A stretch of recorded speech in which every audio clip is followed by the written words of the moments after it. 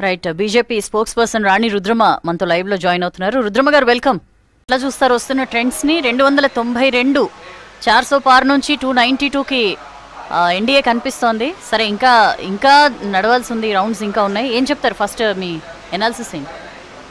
ముందుగా ఒకటండి, మూడోసారి కూడా భారతదేశ ప్రజలు భారతీయ జనతా పార్టీకి క్లియర్ మెజారిటీ ఎన్డీఏ కూటమికి ఇచ్చారు. ప్రభుత్వాన్ని ఏర్పాటు చేయగలిగినటువంటి మ్యాజిక్ నెంబర్ ఏదైతే ఉందో ఆ నెంబర్ మాకు రావటం అనేటువంటిది మేమంతా కూడా సంతోషపడుతున్నాము. ఇవాళ భారతదేశ ప్రధానిగా నరేంద్ర మోడీ గారిని మూడోసారి చూడాలనుకోవటము, బీజేపీనే కేంద్రంలోకి అధికారంలోకి రావాలి అని తెలంగాణ ప్రజలతో సహా దేశవ్యాప్తంగా కూడా ప్రజలు చిన్న ఓటు ఎవరికేసినా కూడా పెద్ద ఓటు భారతీయ జనతా పార్టీకే వేస్తాము అని చెప్పిన మాట ఏదైతుందో అది డెఫినెట్గా కూడా నిలబెట్టుకున్నారు.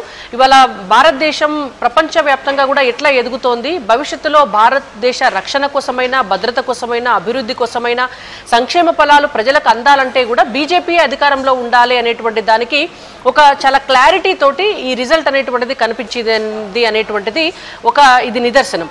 దీంతో పాటు మీరు అడిగినటువంటి ప్రశ్న 400 పార్ అనేటువంటిది మా ప్రచార ఎజెండాగా మేము ప్రజల్లోకి వెళ్ళాము. అయితే ఇప్పుడు కనిపిస్తున్నటువంటి ట్రెండ్స్లో మాత్రం 298, కొన్నిసార్లు 303, 304 దాకా వెళ్ళినటువంటి రిజల్ట్ ఇంకా పూర్తిగా వచ్చే వరకు అది ఎక్కడ ఆగుతుంది అనేటువంటిది మనకు తెలియదు. కాబట్టి సరే, 400 పార్ రావాలి అనేటువంటిది మా కోరిక. అంటే భారతీయ జనతా పార్టీగా మేము ప్రజల్లోకి 400 సీట్లు ఈసారి ప్రజలు మాకు ఇవ్వాలి అని చెప్పి మేము మా ఎజెండాగా పెట్టుకొని వెళ్ళాము. అయితే ప్రజలు 300 సీట్లు ఆ పై స్థానాలు మాకు ఇచ్చి మరొకసారి మమ్మల్ని అధికారంలోకి నిలబెట్టాలని ప్రజలు ఆశీర్వదిస్తున్నారు. కాబట్టి సరే, మేము ఊహించిన దానికంటే కొన్ని సీట్లు తగ్గినా కూడా మరోసారి అధికారంలోకి వస్తాం కాబట్టి మేము చాలా సంతోషపడుతున్నాం. ఈ సందర్భంగా మేము ఇంకొక విషయం కూడా చాలా స్పష్టం చేయదలుచుకున్నాం. ఎప్పుడైనా కూడా 10 సంవత్సరాల పాటు అధికారంలో ఒక పార్టీ ఉన్నప్పుడు డెఫినెట్గా ప్రజా వ్యతిరేకత, ప్రభుత్వ వ్యతిరేకత అనేటువంటిది ఖచ్చితంగా యాంటీ ఇన్కంబెన్సీ ఎక్కడైనా ఉంటుంది ప్రపంచంలో.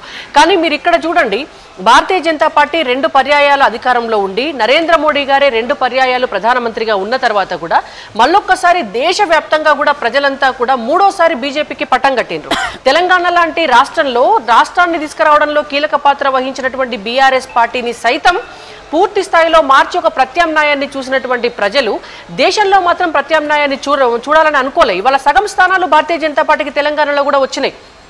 అండ్ ఇంకోటి, మొత్తం సౌత్ ఇండియాలో కూడా చూసుకుంటే అది తెలంగాణ రాష్ట్రం కావచ్చు, ఆంధ్రప్రదేశ్ కావచ్చు, కర్ణాటక కావచ్చు, మహారాష్ట్ర కావచ్చు, సరే తమిళనాడులో మాకు ఒక సీటే కనిపిస్తోంది ట్రెండ్స్లో, అంతకంటే ఎక్కువ. కానీ అక్కడ కూడా తమిళనాడు లాంటి ప్రాంతీయ పార్టీలు బలంగా ఉన్నటువంటి స్థానంలో కూడా మా ఓట్ షేర్ పెరిగేటటువంటి అవకాశం తమిళనాడు లాంటి చోట కూడా కనిపిస్తోంది. ఇవాళ తెలంగాణలో 2018 అసెంబ్లీ స్థానాల్లో మాకు 7% ఉంటే 2023కు వచ్చేసరికి మా ఓట్ల శాతం 14, అంటే డబల్ అయింది.